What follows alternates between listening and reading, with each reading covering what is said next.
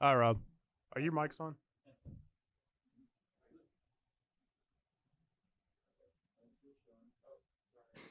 There we go. Okay. All right.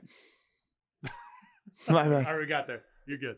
Dylan's new, so we can cut him some slack. Yeah, my bad, guys. First time. We got a special guest. Corey could not be here today. So we brought somebody in. Yep. I'm excited to be on Versus Live. First time here, but I'm ready to battle Ross. And We sent the SCG private jet over down to North Carolina. Are you sure yours is on, Ross? I mean, I don't see a light. It is not on. Okay, well, I've got it switched on. and I'm the amateur. So I think the batteries are off. That was my fault. Yeah, you might want My to check the pack? batteries. I might have put them in backwards. Okay. So that was my fault. Okay. We need to switch these off. Oh yeah, everything. Trust me, Dylan. We're normally way more professional. I don't even know how to open these things. Great. All right, here, I'll get it for you, Ross. Okay. Is this Never mind. Yeah. No, this is just how things normally happen. Sure. Great.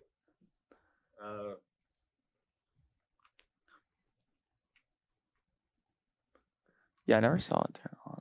Yeah. Okay, one of these batteries must be dead. Okay. Well, we'll get that is changed less out. my fault for putting them in backwards. Yeah. So, I don't know how well people can hear me when my mic's not on. Okay. We are preparing for SCG Dallas. Fort Worth this weekend. Yep. There we go. And perfect. Thank you, Rob. We're preparing for SCG Dallas Fort Worth. And it's going to be one of the more interesting Modern Opens ever. Yeah, I mean, if I'm sure everybody watching this knows, but we just had a big banned and restricted announcement. Hogak, Arisen Necropolis, which has been dominating the format for all summer, got banned, as well as Faithless Looting, which has been dominating the format for quite some time.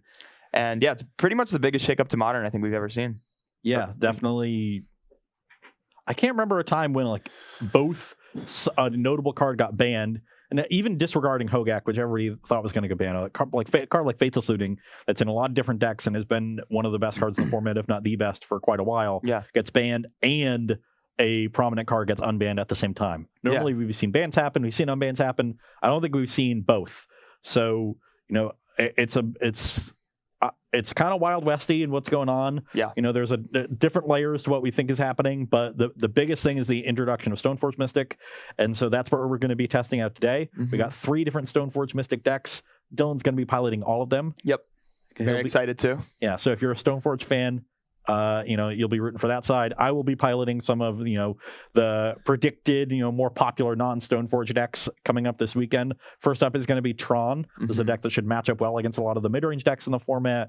Faithless Looting gets rid of a lot of the unfair decks and, a lot of the push towards some of the unfair decks. One of the reasons that things like Mono Red Prowess and, Hardened Scales, even something like Burn, we're seeing more play is because they were pretty good against a lot of the Faithless Looting decks, which do tend to be a little bit slower. Hogak was a bit of an exception, but like Dredge usually isn't killing you until turn 4, turn 5. Yeah. And doesn't have a lot of interaction. Some of these decks could take advantage of that. And with those decks out lower on the format, Tron also gets better.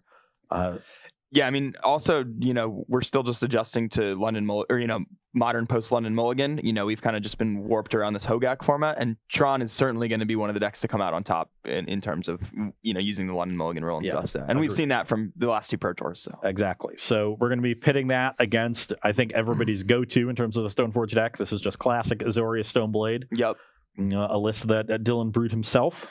Yeah, just a normal, blue-white Stoneblade, pretty reminiscent of the old Legacy decks. I've got 4 Force of Negation in here, pretty low curve, 3 Jace the Mind Sculptors. Actually, I'm sorry, I think it's just 2 Jaces, but, kind of a leaner build of blue-white than we're traditionally used to seeing in Modern. And, I think Stoneforge obviously improved the archetype quite a bit. Yeah, Stoneforge definitely pushes you towards that more aggressive direction. You want to have some bodies lying around to equip your sword to, or even equip a Batterskull to. Spellqueller is a card that's a new addition to my deck, with the theory that Stoneforge into Spellqueller is essentially the squeeze, pretty tight curve you got going on there. So, I'm excited to play with this deck. I think it should have a pretty good fighting chance against Tron, but probably still not a favorite. Well, there are some ways that people are building blue-white or Azorius with, more planeswalkers, still more towards that control end. Yeah. And I would prefer Tron on that side of things. But when you start putting pressure on people and you've got things like Spell Queller and Begeist the Saint Draft, in addition to your Stone Forges, and then you got those Force of Negations, which are really important. So you can tap out,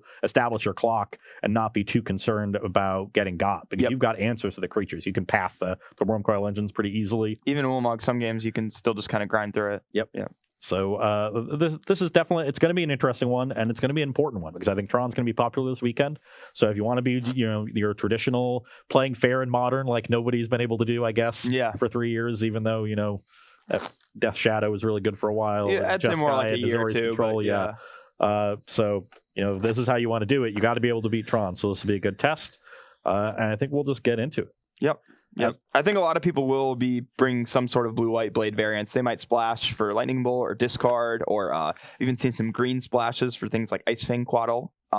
So I'm curious to see which build is really going to be the most optimal one at the end of the weekend, but I am expecting a lot of different variants of this deck. Agreed.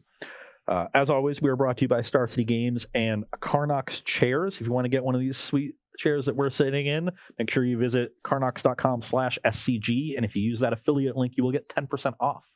So that's a nice little thing. And if you want to, submit your questions, comments, concerns, and burns, Dylan's new, so maybe take it easy on him. But that's how we do things here. You can put those in the chat. Make sure you tag at SCG Tour. Rob will take his favorite ones, kick them over to us when we got the time. But I'm ready to just get into it. Yeah. Nobody has the marbles, because currently the marbles are Corey's. So they're sitting behind you, but they are not yours. All right. Fair enough. So I know, but it feels like yours. So we actually have to roll dice. Yeah. All right. Which is weird. Even odd? Sure. I'll call odd. Okay. You'll call odd? Even. Amateur. Rats. Must be your first time. Always call even on Versus Live. I don't think we've rolled an odd number in this building. It's fair. 10 years. Granted, I've only been here for 3 years, but, I just extrapolate. Would you like to cut? No, you're good. Cool. I don't think you're so. I'm not super familiar with Tron, but I'm pretty sure you're not supposed to keep these 7s that are just 2 Tron lands. Hope I draw the 3rd, especially on 7 deck mulligans really well, especially with the London mulligan. So we'll send that one back. All right. My hand is pretty reasonable. Got a good mix of lands and spells, some early interaction with this, and You can hold it down. Just down. Yeah. Oh, cool. Yeah, just hold it like normal. That's Cool. Okay, yeah. So good mix of early interaction, some pressure, and also another piece of disruption in this. So I'm good with this. Lucky. Beginner's luck. Hope my spells line up. Yeah. Hopefully Tannen's here at some point to tell you how bad you're playing. Please. That would be a thing. Okay, 6-card hand.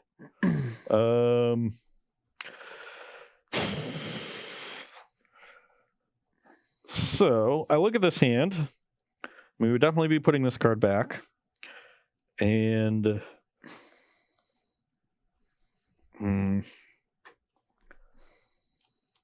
so we could we'd have 2 options playing this hand. We could lead here and give ourselves a chance to turn 3 Tron, or we can lead here and have a pretty good shot at a turn. That's a turn 4 Tron, but probably not even full. I'd have to activate the map. Yeah, so this hand seems too slow too. I think we got to send this one back. Just way too many maps. Interesting. It was a 1-lander. One Tron land? Yeah, 1 Tron land, no other lands. And Did you have a Stirrings with your sphere? Or? I had a Stirring Sphere triple map. So like, you could start a map and hope to 8 out into one of the Tron lands and turn 3 it, or you can start on Sphere, hit a Tron land, probably safest. Play a map. Hope to hit a Tron land, play a map, and then next turn activate, get the 3rd one. So you don't. Oh, I guess that would have been better. I guess I didn't consider that we were playing the map off that land. So you would have had turn 4 Tron, yeah, but you wouldn't have been able to use all your mana on that turn. I would have had 6 draws to one of 8 Tron lands for turn 4 Tron. Yeah. But then I wouldn't have been able to do anything turn 3. I only had 1 threat too. So it was like a hand that's not super fast and not very threat dense. Sure. I'm still okay throwing that back. I'm not sure, to be honest. I'm certainly no Tron aficionado. Yeah. The one thing I know is that you mulligan aggressive. Yeah, Sure. I've sat next to Tandem while he played Tron in team events.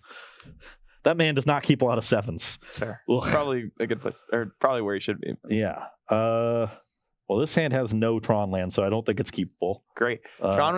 Ross was complaining about his horrible luck with Tron before we started the video, so I'm glad that that's staying consistent. Just sit here, shuffle it like goldfishing while we're setting up. Like, oh, this hand does nothing. Next hand, it also does nothing. How do people win with this deck? Rob, you play Scape Ship. This is not your flavor of big mana. What are you talking about? I played this last MCQ. Okay. Smart. Way better than this, I can tell you that much. I did have one Moldifor against John that was natural Tron and Karns. Oh yeah. I was streaming for the first time last night, and I think one of my opponents mulled to 3, and their hand was just like 2 Tron lands, map, and then they had the con. Or whatever. I ended up discarding it, but it was still just like, wow, okay, I was gonna lose. Like,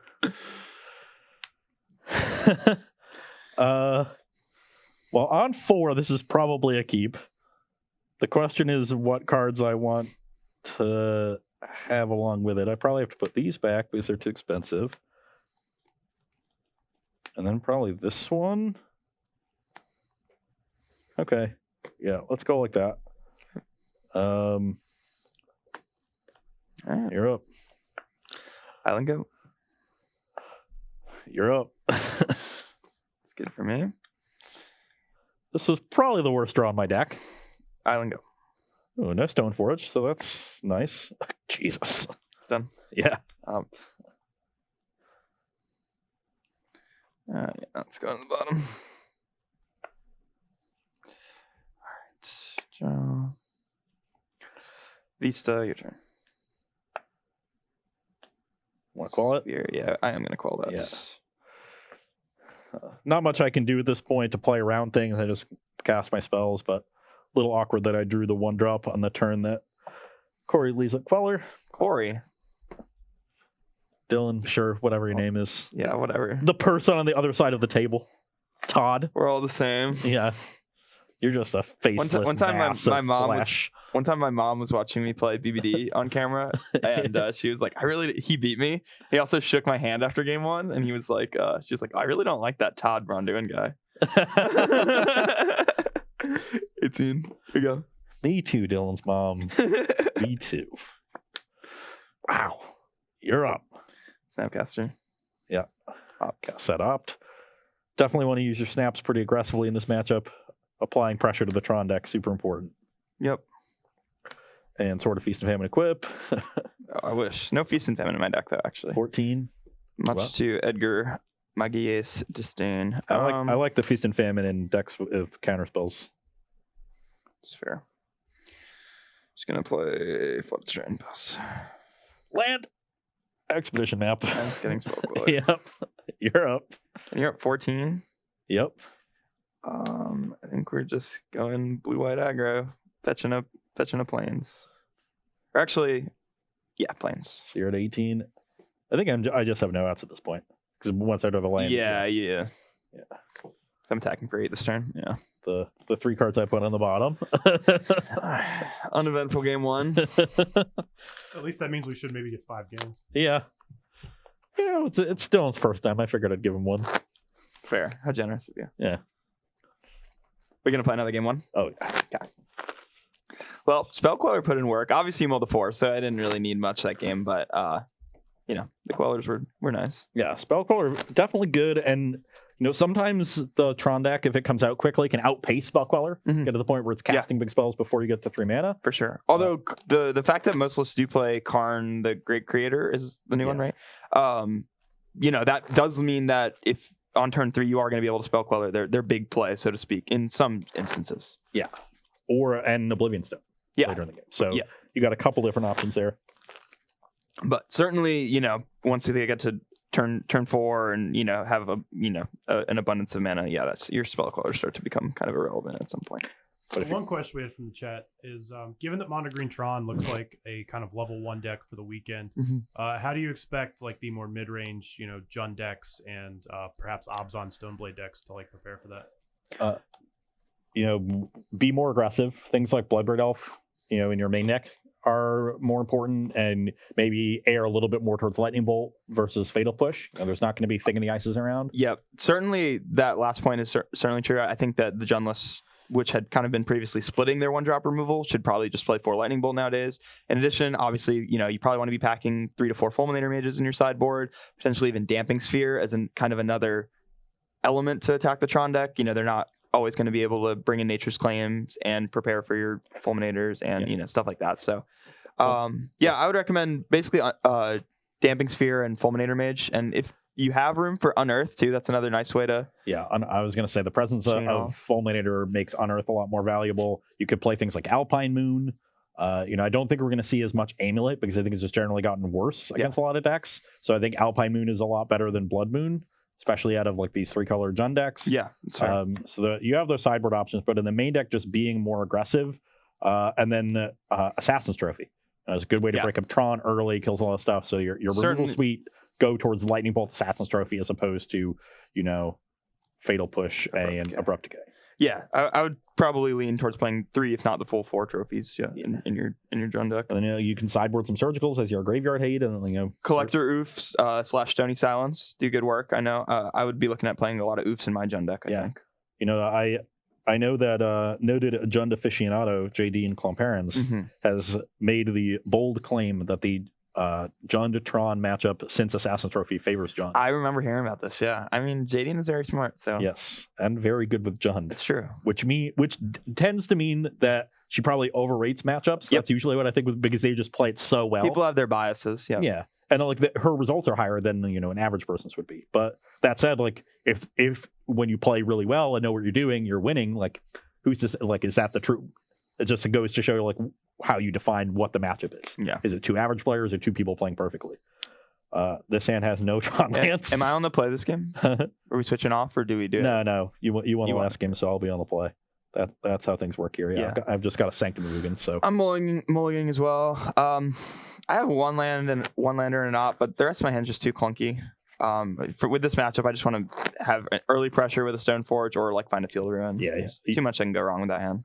Tron has so much inevitability that you just cannot afford to stumble against them. Yeah. But you're also trying to end the game rather quickly, so losing a card isn't that big of a deal, because when you keep 7 and end a game quickly, you usually end the game with cards in hand. Yeah.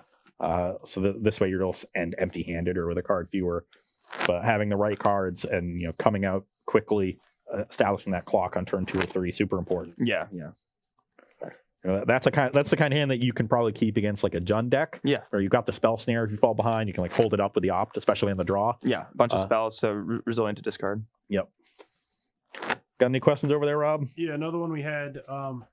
Do you feel that unbanning Stoneforge Mystic is more detrimental to the format or less detrimental than unbanning some of the blue cantrips? Certainly less than the blue cantrips. I don't know. Okay. It's rant time. Okay. All right. We got here early. Oh, boy. Okay. I don't know where anyone in their right mind got the idea that we should be unbanning Preordain and Ponder. Agree. It makes no sense to me. Agree. As far as I can tell, people got there by this weird twisted logic that Faithless Looting and Ancient Stirrings are the best cantrips and blue should have the best cantrips, so they should get broken cantrips too. Well, now Faithless Looting is gone. So, that argument has already diminished a little bit because someone has at least recognized that card was too good for the format. But also, for the last 2 years, Opt, Serum Visions, and Sleight of Hand have been very good in Modern. Yeah. It's not like Blue is lacking in good card selection. The best deck for this last calendar year was a deck that played 12 blue cantrips in it. So, you want them to be better than the best deck for the last year? Well, how does that make sense? It boggles my mind. Also, I think that Stoneforge promotes a lot of fair gameplay. We see a lot of Obs on decks, blue-white decks, some decks that really hadn't been successful in the last calendar year in Modern, whereas the blue cantrips, that pushes you just more towards degeneracy, more Storm decks, more, Twiddle Storm, Amulet with Ponder, Preordain sounds pretty scary, so, I think Stoneforge is much healthier for the format. Yeah, were you here? Do you remember the Pro Tour where Ponder and Preordain were legal? And like, you know, we laughed that Modern's supposed to be a turn 4 format and people are killing you on turn 3. In that format, people were killing you on turn 3 and you needed to break serve by killing them on turn 2. Yeah. Your nut draw was turn 2ing them. So, you know, that's what Ponder and Preordain get you. But you also want G10 unbanned, so. Well, I said that before Stoneforge was unbanned. I also think without Stoneforge, Chite would have been fine. Yeah, because see? What deck is losing to, like, if your best curve with the Jite is 1-drop creature, Jite on 2, try to equip it on 3, and your opponent A hasn't killed you or interacted with your creature or artifact or done some game plan that just doesn't care about it at all, you know. Yeah. So the interaction for Jite has increased since before it was in. Also, like play equip on your 4 and having your thing die, you know, to Kolaghan's Command or Abrupt Decay, or having your creature die to Fatal Push and all this efficient removal. You know, what creatures are dying to -1/-1? Like, people aren't playing Dark Confidant in their Jund decks anymore. Yeah. So the trigger's not as valuable. Yeah, there were a lot of reasons. With Stoneforge Mystic, you know, sure, get it out of here. Okay. Now that that's over. Love a good roster round. Wow. So this is turn 4 Tron, maybe turn 3 if we get lucky. So this is probably a keep. And we just put this back. My hands also keep. Got a nice mix of a threat, some disruption. This to hopefully help ensure I hit my land drops. So I'm going to put this back because it's just kind of clunky, and I need this for my threat and these other cards. So okay. Start with Urza's Power Plant and map. Like Enforce a Negation? I might.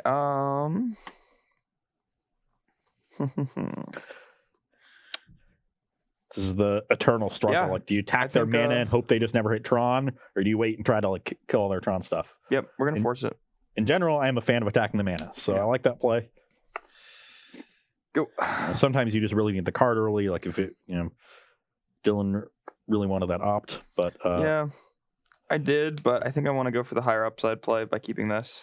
Okay, let's play a Chromatic Star. Yep. Let's pop it for a green. Yep. Let's play an Expedition map. Got it. Pass the turn. Go. Okay. Ooh, that is a nice one. Let's play an Ancient Strings. That's good. Any Tron land that's not this one, Power Plant. And we found a tower. So select that one, play it as my land for turn, ship it back over. Well, we have the dilemma, or what we were discussing earlier, but I think I need to just tap out. I'm gonna get a Hallowed Fountain. So you're at 17? Yep. I'm past you. You know what card could be neat? Everybody's playing these Vendilion Clicks as their 3-drop of choice in these React decks, but Nimble Obstructionist might be cool. It's really good against Tron. It can counter the trigger on Batter Skull. It's okay. You know? Yeah, I'm not sure. I think the like in this deck you have your forces and spell queller's, which are kind of locks, but then the flex spot is I'm playing Geist, but you could also play Teferi Time Reveler, Vendilion Click, Nimble Obstructionist. There's a couple of other options. Yeah. I'm playing Geist because it's really good in this matchup, combo decks, blue mirrors, but it certainly is kind of a stinker in another like subset of matchups. Yeah, against like humans. Any deck that's putting even Jund, like it's good when they're on a reactive draw, but if they're putting stuff on the board, it's just horrible. Yeah, you're good.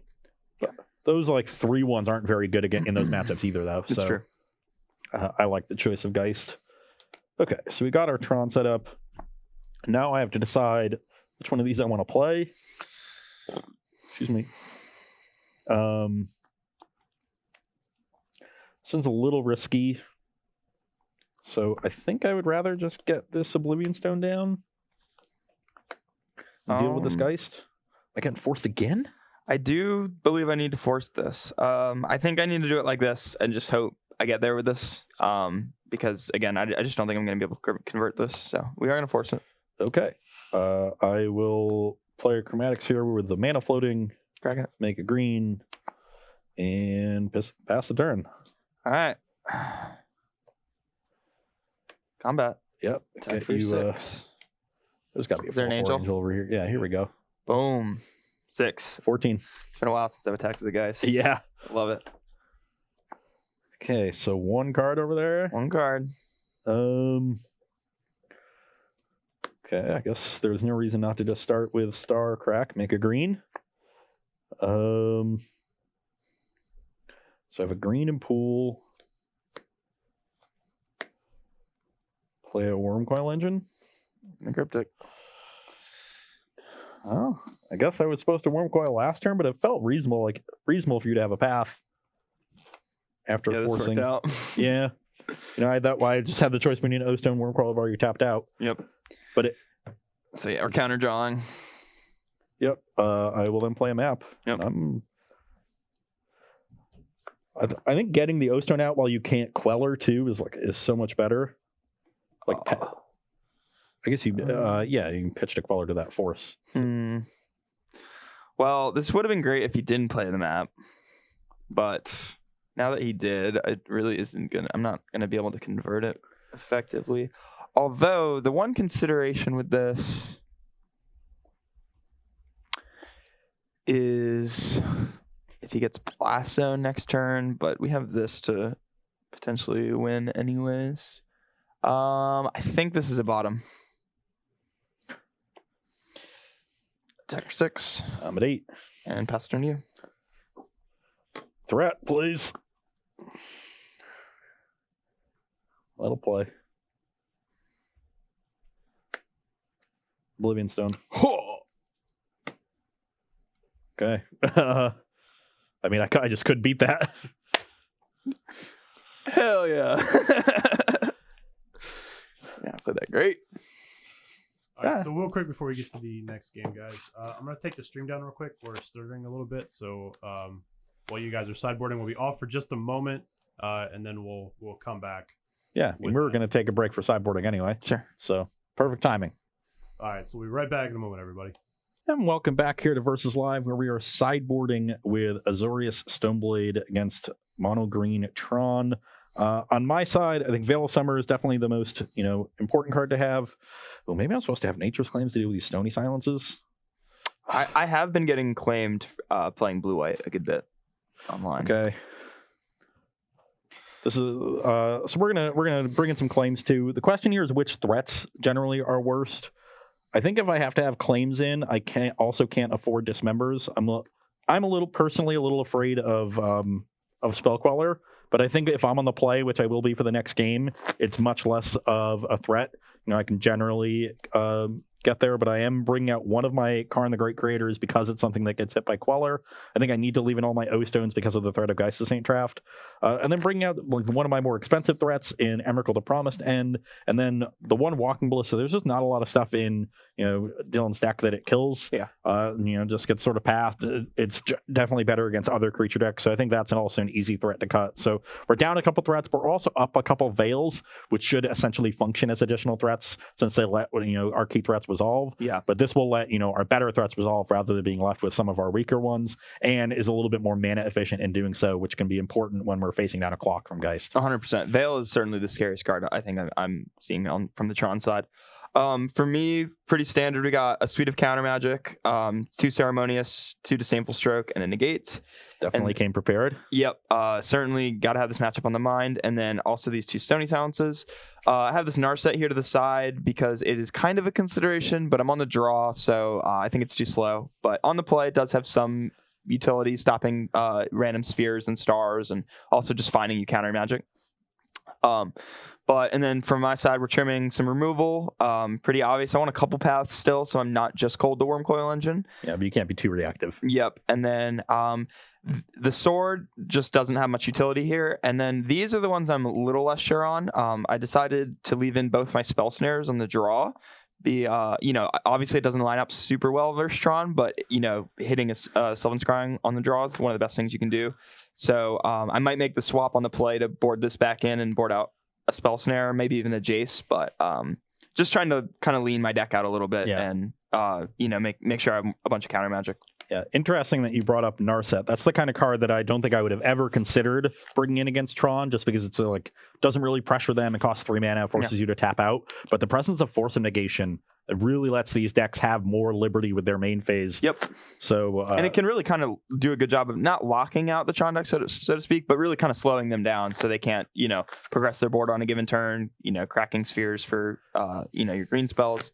I've seen Narset do quite a bit of work before. Yeah. No, when you have a lot of disruption against Tron and you can make the games go long, the Tron deck gains a lot of its inevitability by, having a low land count nominally and then using its things that like ancient stirrings and its stars and stuff that it's using early to dig for Tron, they can use late to dig for threats. Yep. And if you stop a lot of that ability to dig, you're going to buy yourself a lot of time. Yep. Even if you don't have guys to just get there with that Snapcaster, that Spell Queller, 2/4 damage a turn will be a lot more of a clock than it would be otherwise. Yep, exactly. And like you said, force of negation really kind of giving you the liberty to board in a 3-drop that you would tap out for in your main phase because you can still have a counter magic up. Yeah.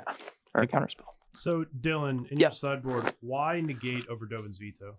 Yeah, great question. I'm sure a lot of people are going to think that that's a little weird, but I added a 5th colorless land in this Ghost Quarter to my list recently, and I just don't think the significance of the uncounterable clause from Veto is worth the potential downside of not being able to cast your 2-drop counterspell on time. So it's small. You really can't go wrong if you play a Veto, I don't think. It's not going to be a significant downgrade by any means, but I just want to be safer in playing a gate. Yeah.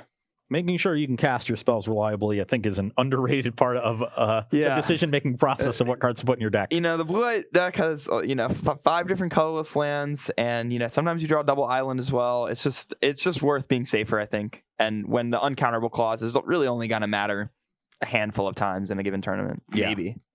That's not the kind of card.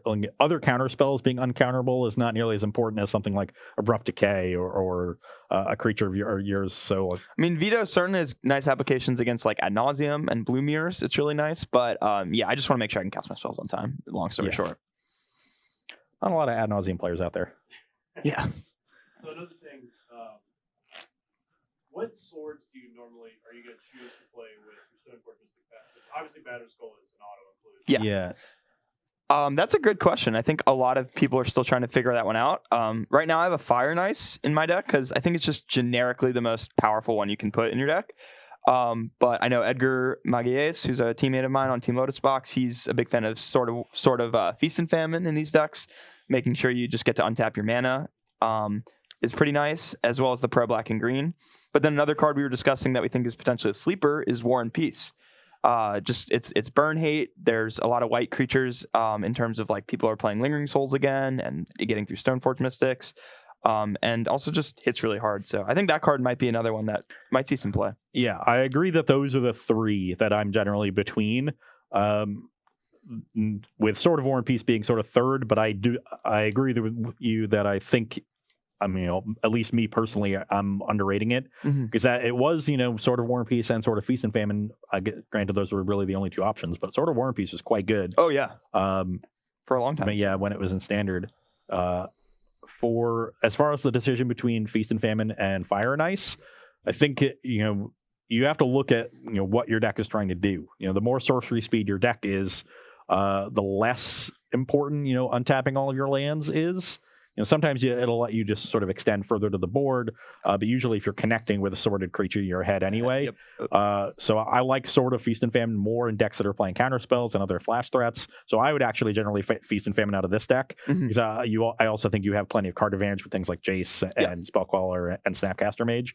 But in a deck like in a deck that's really creature heavy, like you want you want your sword to turn your creature into a real threat. And Fire and Ice is going to be better there. So like Death and Taxes, those style of decks really want Fire and Ice over Feast and Famine. they use Vial instead of untapping other lands as well. Yeah, that makes a lot of sense. So it is very contextual. You got to look at the context of the deck, and just how valuable, it's how valuable untapping your lands is versus how much I need like the extra card advantage. Yeah, and also in addition to that, I know like I've seen in some of the green-black style decks or now Abzan with Stoneforge, they're more interested in a card like Light and Shadow too because they're going to be able to buy their creatures back more reliably, and it just kind of fits with their game plan a little better than something like this. Yeah, even rebuying something like Snapcaster Mage if you're like a Snap Bolt deck. Yeah, like Jeskai, that could also be a consideration. Yeah. I saw 2 Tron lands and a Sylvan Scrying and I got excited, and they're just 2 of the same Tron lands. It's so close. Sounds like a mulligan, buddy. Yeah. I just don't get it. Every time I try to play Tron, these things happen, and when I play against it, it's like, I'm mulligan 5, turn 3 Tron. Yep. Keep 7, turn 3 Tron. It doesn't matter what they do; they have turn 3 Tron. I'm also shipping mine back. The Stoneforge doesn't get a card anymore because the Batterskull's in my hand, and I boarded out my sword. I don't have a blue card for this force, and the path's a little just too reactive. Yeah, I think if that Batterskull is any blue card in your deck, it's a snap keep. Yep, I would keep. Yep. Real quick add on to the sword conversation is the new red-black Sinew and Steel. Is that a consideration given how many Planeswalkers Sinew running around? And it doesn't also kill artifacts, I believe. Does it? I don't remember the other clause. I remember a buddy of mine suggested that card to me, and I had to read it, but I can't remember at this moment. You know, well, let's get the full text there. Yeah, don't want to make any claims before we know. Ooh, one of the reasons. Whenever a quick creature deals combat damage to a player, destroy up to 1 target planeswalker and up to 1 target artifact. Yep. Yeah, so one of the reasons that Sword of War and Peace was quite good, right, was because you could redirect the damage to a planeswalker. You can't do that anymore. I'd have to read War and Peace again. I'm not sure. Things that only went to player still only go to player. Things that went to creature player now go to any target. Same thing as Torch of Defiance. Yeah. So I don't. So War and Peace goes down in that sense. Maybe Sinew and Steel takes over that role. That card strikes me as like a sideboard option. Yeah. You know, frequently there was a third sword or third equipment in the sideboard, usually a second sword. Sometimes you want to swap out your sword if the colors don't matter or if the ability's not that relevant. Yeah. I could see that one seeing some play. It just basically as a Shatter Dreadbore type card. Yeah. You know, but people used to board Manriki Gusari in their Stoneforge decks. The card was never good, but it strikes me as like a better Manriki. Yeah, because it has other applications. Yeah. Come on. Yeah, I think that card could see some play. I certainly don't think it's going to be like widely adapted, but I think you will see a couple copies in some sideboards. But it's definitely like it's in that sideboard consideration. I don't think it's a consideration for the main deck. Yep, I agree with that. Ross, Brennan wants to know if you're playing a list he sent you. I am not Brennan. Hi, Brennan. You know, sorry, but not sorry. Sorry, but not sorry. Yeah, just not at all. I take back the initial sorry. Oh my god, the two of the same Tron line again! Well, you just have to believe in the Karn Father. It's good. My hand is great, so I'm ready to 3-0 Ross.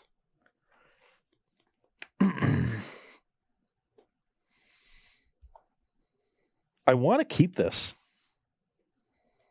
on 6 because I think it's really likely to turn 4 Tron.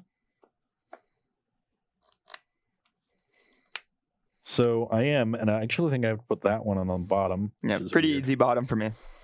And I will start on Urza's Tower, Chromatic Sphere. Yep. Pass the turn. Go. And this hand could turn...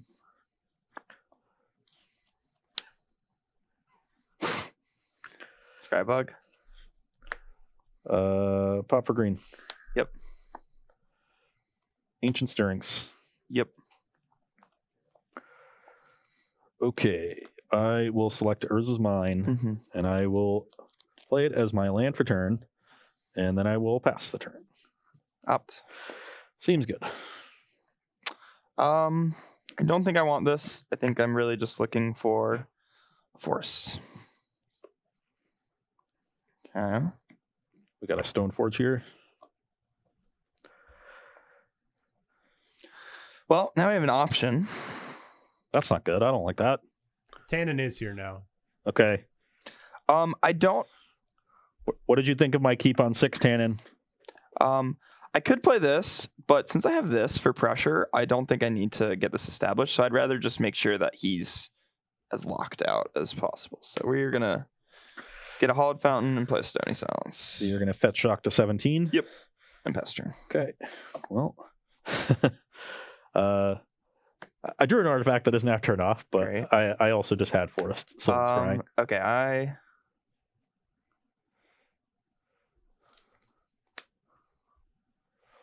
Are you forcing this? Tannen said he didn't see your hand, so he's sorry. It's okay, Tannen. I'm not mad. I'm just disappointed. Man, this is actually really interesting now. What are you thinking about? I have a force, obviously. I have a couple options. I thought you were gonna. I'm actually thinking about doing this, so I can do this on the following turn. It's a little bit slower of a clock. Alternatively, we just let it resolve and plan to do this, which I don't think is the worst option, but sorry, 1 second. You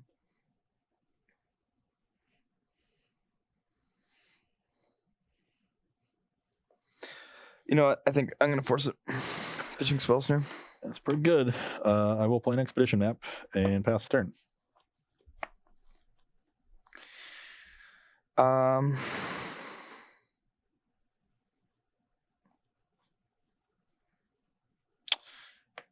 Just going to get my guys in play. Go.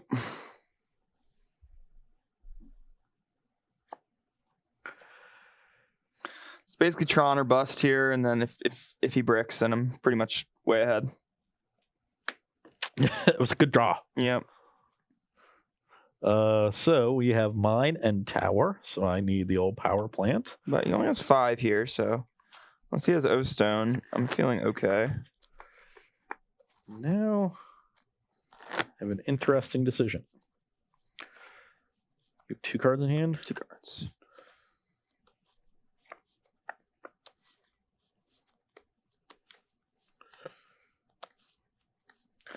I'm probably not going to have Tron after this turn. That is probably accurate. Although, actually, maybe that's the play. Hold on. So we got the power plant. I'm an idiot. O Stone doesn't even do anything. Yeah, O Stone certainly doesn't do anything. Yeah, my bad. This card just has tax. Of course. This sounds like a better play. Okay, so we're going to find our power plant for next turn. We're going to set that up, and I'm going to Ghost Quarter this Field of Ruin. Okay, so I got maximum punish for my decision to play the Field of Ruin. So this protects our Tron. This is weird, where like I have a plans, but I decided to play this in case I drew my own Ghost Quarter. So both one of Ghost Quarters. Yeah. Way to put Ghost Quarter in your deck. I decided to not. Yeah, it might have been bad. Well, I'm not out of the woods yet. Yep. Stony Geist is still a pretty reasonable board. Yep. Upped. Yep.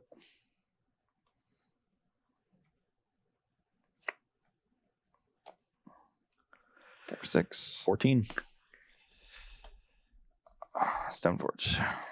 Better score. Go. Okay. Yep. Obviously, max punish for my decision. So that was actually, I think, pretty good. So let's play Karn. Okay. I will minus it. I will find Ensnaring Bridge. Mm-hmm. I will cast Ensnaring Bridge. Okay. And then I will cast a second expedition map. Yep. Leaving myself with exactly 1 card. So even though this is non-functional, it was just a card that I could get out of my hand. Yep. So now the Stoneforge can attack, which will probably be necessary. Otherwise, I'm threatening Gladys. Yep. So we will attack that. And so this card doesn't actually do anything anymore. So I actually think I just tried to get my Squire in there and pass. Yeah, the Batter Skull is a rough one. Yeah. Okay. So I don't think there's any reason to minus at this point. I guess I could get Mystic Forge and start going off. But I think I'd just rather plus and keep the Karn around. Yep. And hopefully set up Lattice for next turn. And you can make this a creature, right? I mean, I can, but I don't think I. Oh, it doesn't matter. Yeah. No, yeah, you don't want to. Yeah. I guess I could make this a creature. Yeah, too. make a map, a creature, I guess. And yeah. I've got another map. Okay. All the maps. You can go. All right. Do you have any disenchants in your deck? No, but I have Cryptic. Cryptic, okay. I like boarding 1 disenchant in this kind of format. Yeah, that's fair. and we have actual disenchant now. Yeah. Or there's the hybrid one that's white and green from Modern Horizons. So I imagine if there was a cryptic, it would have bounced the bridge last turn, and Dylan would have gotten in. You have just the 2 cards, Spider Skull and the Unknown. Yep. So I don't think there's any reason to just not go for it. So I will get Micah's Lattice and cast it. Yep. That's game, right? Yeah, and play land. So at this point, I can I'm locked out from here, so Yeah. I just can't cast any spells anymore. can't cast any spells, can't attack. So probably lost that game because of my decision to play the Field Ruin on turn 3. Yep. But that's how it goes sometimes. Welcome to Magic. Yeah. I think one of the underrated, elements of luck that comes to tournament Magic is just like the day where you just don't get punished for things like that. Yeah. Oh, wait a minute. Technically, Ross can't cast any spells either. It's true. Because of Stony crap. Silence. You had a Stony. Oh, wow. We totally had a game to still play. So then I just get So, Mystic. you get Ballista. You get Ballista, and I can never win, right? No, Or no. Stony. I just get Mystic Forge and start casting everything. Yeah, on top of my Mystic deck. Forge. Okay. Sorry, guys. Okay. That was a little sloppy ending to that. Well, I blame you Ross. can't cast anything at that point, right? Because Just pretend I got Mystic Forge instead of. No, yeah, he was going to Mike's get Mystic Lattice. Forge instead of Lattice and then just go off from there. right, but I thought the Karn turns or the Micah's Lattice turns everything to artifacts, and they can't be. Yeah, so, no, but he's so- saying he's not going to get the yeah, Lattice just anymore. that was a mistake. Oh, sure. Just ignore that happened. Nothing but top tier content here at Yeah. Versus Live. Glad to be a part of it. But a little loose play, a little early concession. It's all good. All right, I am gonna board out the spell snare I was talking about. Yeah, if I Lattice or actually lose a game because now I can't do anything, and eventually Yeah, you get to attack. Yeah. So scoreboard for me. Yeah. So I'm gonna board out the spell snare as I mentioned. I'm even thinking about boarding out the second. Maybe for a Jace or a Narset, as I mentioned. Let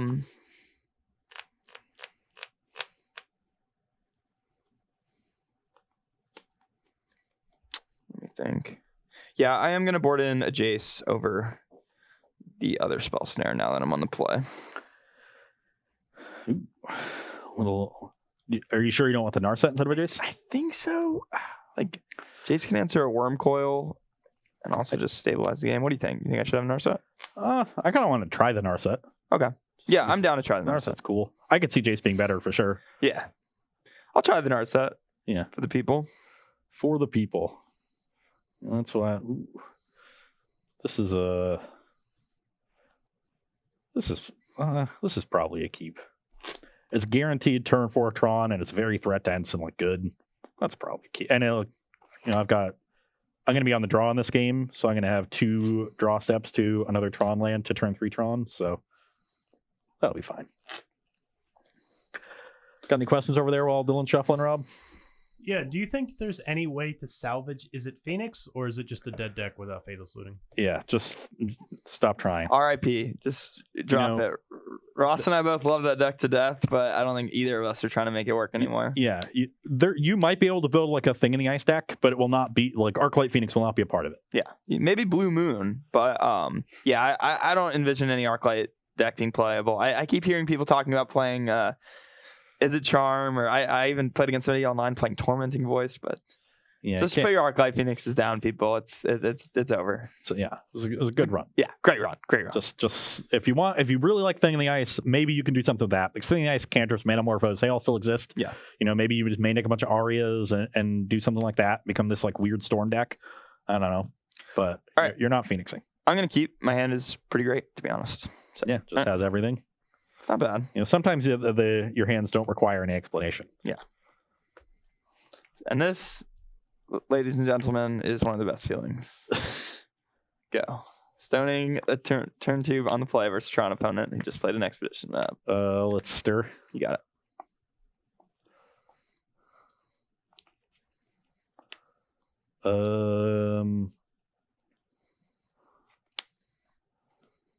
I will find a mine and play it, and then pass. Can't play it. Oh, I just play land. Yeah. Yeah. You're up. Cool.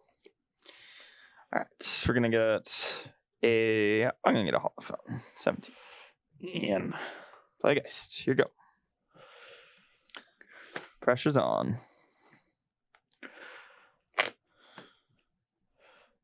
Scry for the tower. Yep. You're up. Now you have Field of Ruin and I'm dead. That would be nice. All right, let's start by getting in for 6. I'm at 14. And then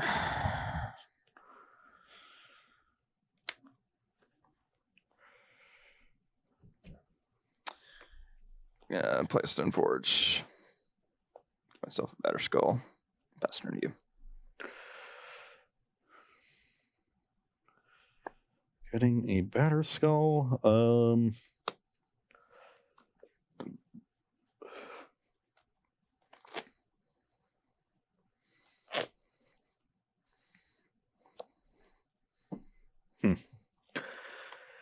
You have 4 cards in hand? Yep. One of which is batter skull. I'm dead in 2 turns. Thanks to that, Squire.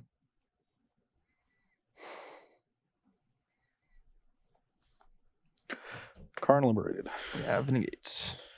You're at 16. Yep. You're up.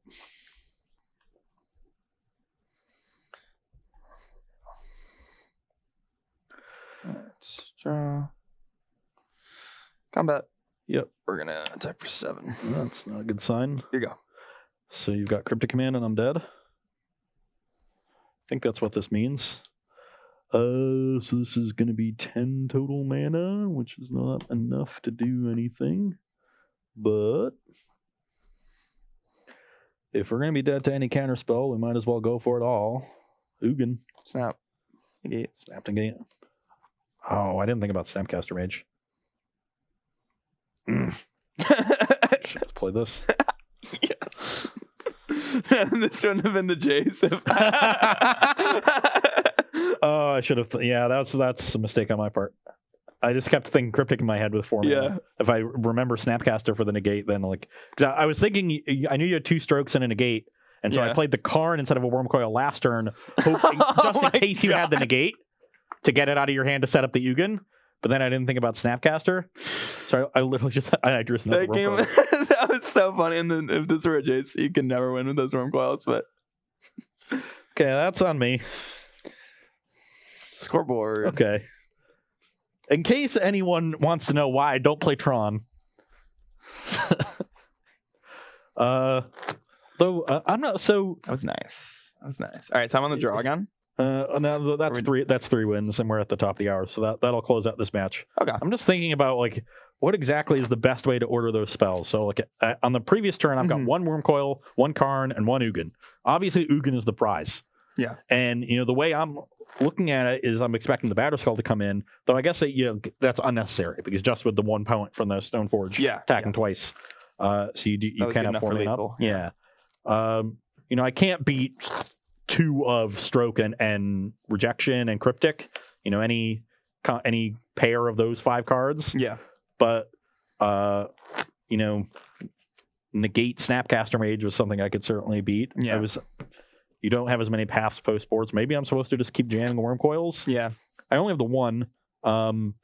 And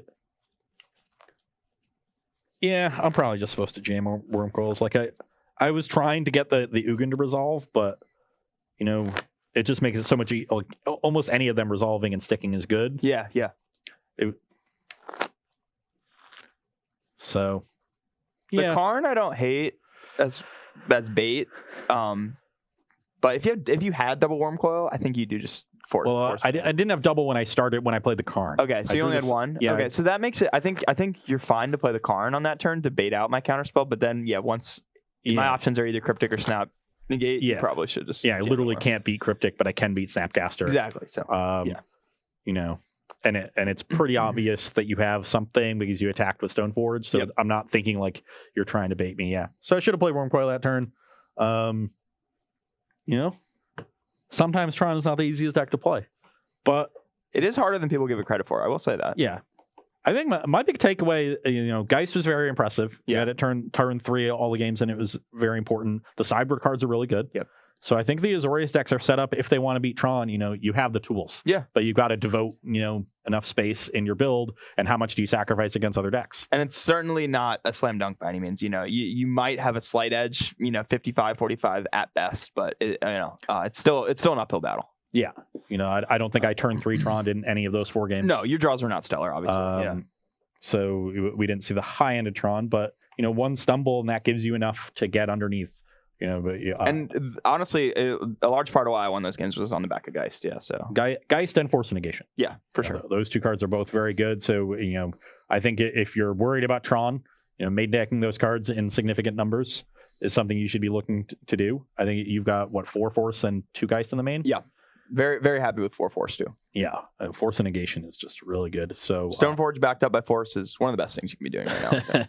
Is Force somewhat analogous to Assassin's Trophy in the Jund and Obzon decks in this kind of matchup? I wouldn't say analogous, other than the fact their effects are very different, but they are just 2 cards that are good, well-rounded cards that you can main deck that are also very good against Tron. So they're analogous in that respect. And so in a metagame where you're expecting Tron to show up in significant numbers, you should be tailoring your removal suites in a way where those cards are featured. And that means there are other cascading effects down the line, right? More Assassin's Trophies means fewer Maelstrom Pulse, Abrupt Decay, Kolaghan's Command in your Jund and Abzan decks, and more Force of Negations means you probably need more sources of card advantage in your Azorius decks. So you're going to be looking towards a few more Planeswalkers maybe, or the pressure, so just a Force to back it up it seals the deal. As a tempo plan. Yeah. So you want to make sure that you're taking advantage of those cards in other way, in a generic sense, rather than just sort of throwing them in because you think they're good at cards against Tron. Yep, agree with all that. So we are ready to take a short break, though if we've got any questions, we can take those beforehand. No, I think we're good for right now. Okay, so 5 minutes, is that all we need, Rob? Yep. Okay, we're going to take 5 minutes. We'll get match 2 set up, where we will continue playing a bunch of Stoneforge Mystic decks in preparation for SCG Dallas this weekend. Don't go anywhere.